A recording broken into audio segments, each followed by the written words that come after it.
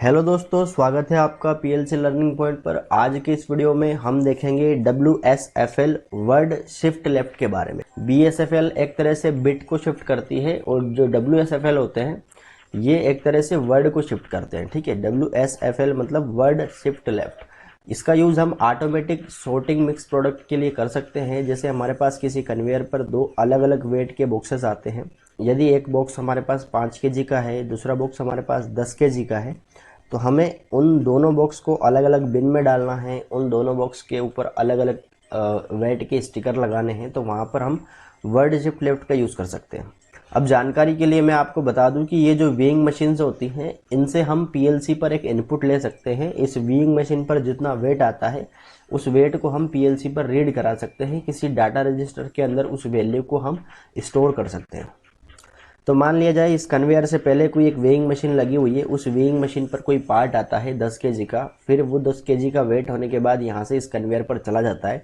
आगे हमारे पास दो बिन लगे हुए हैं, एक 10 kg के लिए और एक 5 kg के लिए, और इन दोनों बिन के लिए दो अलग अलग सिलेंडर लगे हुए हैं। जब 10 kg का बॉक्स इस सिलेंडर के सामने आता है तो ये सिलेंडर ऑन होता है और इस बिन के अंदर इस पार्ट को गिरा देता है, इस बॉक्स को गिरा देता है। और यदि 5 kg का आता है तो फिर ये सिलेंडर ऑन नहीं होता है। यहाँ पर फिर यदि 5 kg का आता है तो 5 kg के लिए ये इस बॉक्स के अंदर इसको गिरा देता है। और इसके पहले हम दो सिलेंडर लगाने वाले हैं जो कि 5 kg और 10 kg के लिए अलग अलग स्टिकर लगा सके। ठीक है, वो 10 kg का आएगा तभी 10 kg का स्टिकर लगाएगा, 5 kg के लिए सिर्फ 5 kg का ही वो स्टिकर लगाएगा। तो चलिए चलते हैं प्रोग्रामिंग की तरफ और देखते हैं ये प्रोग्राम किस तरह से बनने वाला है। सबसे पहले इसकी डिवाइस कमेंट लिस्ट में जाके इनकी कमेंट लिख देते हैं कि Y0, Y1, Y2 और Y3। हम यहाँ पर 4 आउटपुट यूज़ करने वाले हैं। ठीक है ना, तो Y0 पर हम लिखेंगे 5 kg स्टिकर, Y1 पर लिखेंगे 10 kg स्टिकर, Y2 पर लिखेंगे 5 kg बिन कर सकते हैं, या हम जिसके अंदर इसको स्टोर करने वाले हैं Y3 पर लिखेंगे 10 kg बिन। अब इसको एक बार यहाँ से मिनिमाइज कर देंगे। अब मान लेते हैं कि 3 सेकंड में एक बिन यहाँ से शिफ्ट हो जाता है दूसरे बिन की जगह पर। ठीक है, तो हम 3 सेकंड के लिए एक अभी लॉजिक बनाने वाले हैं। सबसे पहले हम यूज़ करेंगे LD X0 हम मान लेते हैं एक साइकिल स्टार्ट के लिए हमारे पास कोई एक पुश बटन है। इससे एक टाइमर ऑन करा लेते हैं, TMR T030, 3 सेकंड का एक टाइमर है। फिर एक नेटवर्क ऐड करेंगे, LD T0। हम इससे कोई एक मेमोरी बिट ऑन कराएंगे, जैसे आउट M100 करा लेते हैं। मेमोरी बिट ऑन कराने के बाद इसी के साथ में हम इसको एक बार रीसेट करा लेंगे। ठीक है, तो इसी से लिखेंगे RST T0। अब इसके बाद एक नेटवर्क ऐड करेंगे, इस पर लिखेंगे LD M100। ये 3 सेकंड में एक बार इसका इनपुट मिलता है। अब हम लिखेंगे वर्ड शिफ्ट के लिए WSFL word shift left. D0 के अंदर एक वैल्यू है जो इस वीइंग मशीन से वेट होने के बाद D0 के अंदर रजिस्टर होती है। इसको हम D10 पर मूव कर देते हैं, D10 पर शिफ्ट कर देते हैं। मान लिया जाए हम 10 टोटल बिट को शिफ्ट करने वाले हैं और एक बार में एक बिट को शिफ्ट करेंगे, तो इस तरह से ये इंस्ट्रक्शन लिखा जाएगा WSFL D0 D10 10 स्पेस 1। ठीक है ना, तो ये D0 की वैल्यू जो है D10 में मूव होती जाएगी और D10 के बाद लगातार D10 से D19 तक 10 डाटा रजिस्टर के अंदर ये वैल्यू शिफ्ट होती रहेगी। ठीक है ना, हम यहाँ से एक नेटवर्क ऐड करेंगे। अब यहाँ से हम कंपैरिजन इंस्ट्रक्शन लिखने वाले हैं, तो लिखना है LD इक्वल टू, जब डाटा रजिस्टर D15 की वैल्यू 5 हो जाए। ठीक है, जब LD इक्वल टू D15 5, इसकी वैल्यू जब 5 होगी तब हम एक आउटपुट ऑन करा लेंगे, आउट Y0। ठीक है ना, फिर एक नेटवर्क ऐड करेंगे, LD इक्वल टू D16 10। अब हम इससे एक आउटपुट ऑन कराएंगे, आउट Y1। अब ये यहाँ पर 5 kg का स्टिकर है और यहाँ पर है 10 kg का स्टिकर। फिर एक नेटवर्क ऐड करेंगे, यहाँ पर लिखेंगे LD इक्वल टू D0, जब डाटा रजिस्टर की वैल्यू 16 के बाद 17 को हम छोड़ देते हैं और 18 यूज़ कर लेते हैं। ठीक है ना, जब इसकी वैल्यू 18 हो जाएगी, सॉरी D0 नहीं, यहाँ पर D18 लिखेंगे। D18 की वैल्यू जब 5 हो जाएगी तब ये एक आउटपुट को ऑन कर देगा।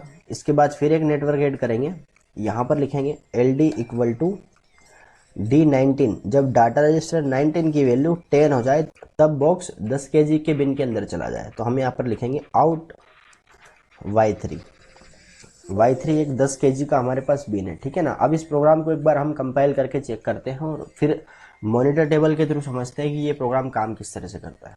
यदि यहाँ पर आउटपुट यूज़ कर रहे हैं तो यहाँ पर एक बार मैं आपको राइजिंग एज यूज़ करके बता देता हूँ। हमने पिछले वीडियोज़ में PLS PLF के बारे में देखा है। यहाँ पर यदि हम राइजिंग एज यूज़ करते हैं तब भी वो इसी तरह से काम करता है। इसे सिर्फ एक पल्स चाहिए होती है डाटा को शिफ्ट करने के लिए, ठीक है ना। अब इस प्रोग्राम को एक बार हम कंपाइल करते हैं, डाउनलोड। अब इस वर्ड शिफ्ट को समझने के लिए एक मॉनिटर टेबल को क्रिएट करना पड़ेगा। यहाँ पर मैं एक मॉनिटर टेबल क्रिएट करता हूँ। यहाँ पर हमें लिखना है D0 की वैल्यू को हम चेंज करेंगे। उसके बाद D10, D11, D12, D13, 15, 16, 17,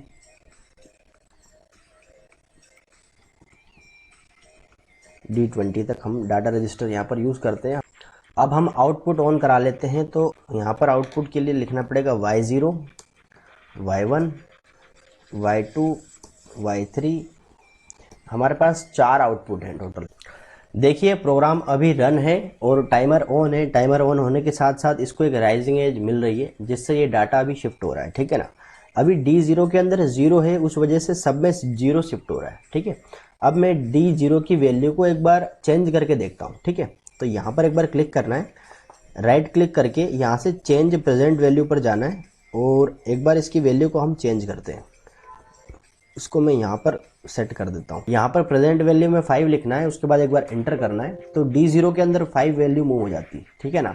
और जैसे ही एक साइकिल 3 सेकंड में कंप्लीट होती है वो 3 सेकंड के बाद डाटा शिफ्ट हो जाता है, ठीक है। अब ये 5 शिफ्ट होता रहेगा, ठीक है। ये D15 से Y0 ऑन कराया है तो ये D15 पर Y0 ऑन होगा और D18 पर हमने Y2 ऑन कराया है 5 kg से, ठीक है। तो ये Y2 ऑन हो गया D18 पर। यदि हम यहाँ पर 10 kg का एक बिन यूज़ करते हैं, देखिए अभी ये सारे बॉक्सेस 5 kg के आ रहे हैं क्योंकि हर 5 सेकंड में एक बिट यहाँ पर शिफ्ट हो रही है और वो इसकी जो वैल्यू है 5 उसी को वो शिफ्ट कर रहा है, ठीक है।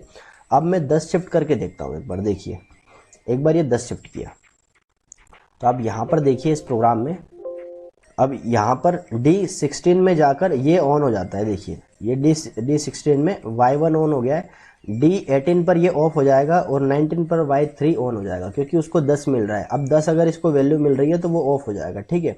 अब ये स्टिकर लगता रहेगा उन बिन पर और यहाँ पर 10 kg के बिन के अंदर वो जाता रहेगा, ठीक है। यहाँ पर यदि कोई और वैल्यू डालता हूँ मैं, ठीक है ना, मान लो यहाँ पर मैं 15 डाल देता हूँ, ठीक है, तो कोई भी आउटपुट ऑन नहीं होगा। कोई भी, ना तो स्टिकर इस पर लगने वाला है और ना ही कोई इस पर आउटपुट ऑन होने वाला है। वो जो है कन्वेयर पर जो बिन रखा हुआ है वो बिन सीधा आगे चला जाएगा और आगे रिजेक्शन के अंदर हम उसको डाल सकते हैं, ठीक। अब यदि हमें यहाँ पर सिलेंडर की कुछ टाइमिंग डालनी है कि सिलेंडर हमें सिर्फ 1 सेकंड के लिए ऑन कराना है तो उसके लिए हम यहाँ पर कंपेयर इंस्ट्रक्शन लिख सकते हैं। उसके बारे में मैंने पिछले वीडियोस में कई बार बताया हुआ है। दोस्तों जो वर्ड शिफ्ट इंस्ट्रक्शन होता है उसका यूज़ हम ज़्यादातर वेट के लिए करते हैं, जहाँ पर हमें वेट के अकॉर्डिंग किसी इनपुट को ऑन कराना है, किसी वेट पर्टिकुलर वेट के अकॉर्डिंग किसी आउटपुट को ऑन कराना है। तो उस वेट के हिसाब से हम इस WSFL का यूज़ करके, किसी वेइंग मशीन का यूज़ करके, किसी एक डाटा रजिस्टर के अंदर किसी वैल्यू को रजिस्टर करके वहाँ से हम अदर डाटा रजिस्टर में उस वैल्यू को मूव करेंगे। अब हमने यदि वेट मशीन यहाँ पर रखी हुई है और 10वें स्टेशन पर यदि हमने कोई और बिन रखा हुआ है या किसी और स्टेशन पर कोई और प्रोसेस करानी है तो वहाँ पर हम वर्ड शिफ्ट का यूज़ कर सकते हैं। सो दोस्तों आज के लिए बस इतना ही। वीडियो पसंद आए तो वीडियो को लाइक करें, शेयर करें, चैनल को सब्सक्राइब करें और साथ ही साथ बेल आइकन को प्रेस कर लें ताकि मेरे आने वाले वीडियोस का नोटिफिकेशन आपको मिलता रहे। वीडियो को पूरा देखने के लिए बहुत बहुत धन्यवाद। जय हिंद, जय भारत। मिलते हैं नेक्स्ट वीडियो में।